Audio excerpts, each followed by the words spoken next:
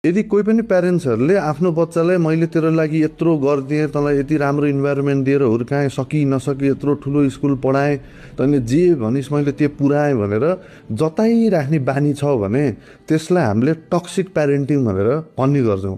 र यो हाम्रो नेपाली कल्चरमा एकदमै धेरै भेटिने गर्छ। एज अ प्यारेन्ट्स हामीले बच्चाको लागि धेरै कुरा गरिन्छ, तर मैले यस्तो गरिदिएँ भनेर जताइराख्नु भनेको चाहिँ त्यो ऋण दिए जस्तो भयो क्या, ऋणी बनाएको जस्तो क्या। मैले यी कुरा गरिदिएँ, अब तैँले मलाई यसरी यसरी यस्तो व्यवहार गरिदिएर यति पढिदिएर तैँले मैले गरेको दुःख चाहिँ पे ब्याक गर्नुपर्छ है भनेर जताएको फिल भयो क्या। त्यो यस्तो धेरै जताइराख्दाखेरि के हुन्छ त भन्दा बच्चाको अथवा ठुलै मान्छेको पनि दिमागमा एउटा इम्प्रेसन परेको हुन्छ, म नजन्मेको भए त मेरो प्यारेन्ट्सहरूले त धेरै सुख पाउनुहुँदो रहेछ, सबै दुःख मेरो लागि पो गर्नुभएको रहेछ भनेर एउटा सेन्स अफ गिल्ट बोकेर हिँड्नुपर्ने हुन्छ, एउटा बर्डन फिल हुन्छ क्या। र यसले गर्दा त्यो बच्चा ठुलो भइसकेपछि उसले आफ्नो दुःखहरू कहिलेकाहीँ फ्यामिलीबाट सपोर्ट चाहियो भने माग्नै सक्दैन, त्यो गिल्ट चाहिँ सधैँ भइरहेको छ, त्यो बर्डन हुन्छ क्या। मैले गर्दा फेरि यिनीहरूलाई दुःख पाउँछन् कि यिनीहरूलाई अप्ठ्यारो हुन्छ कि भन्ने फिलिङले गर्दाखेरि आमा बुवासँगको कम्युनिकेसन चाहिँ ब्रेक हुन्छ र बच्चाले आमा बुवासँग एकदम नजिक भएको महसुस गर्नै सक्दैन। सो यदि तपाईँहरूको पनि यस्तो गर्ने बानी छ भने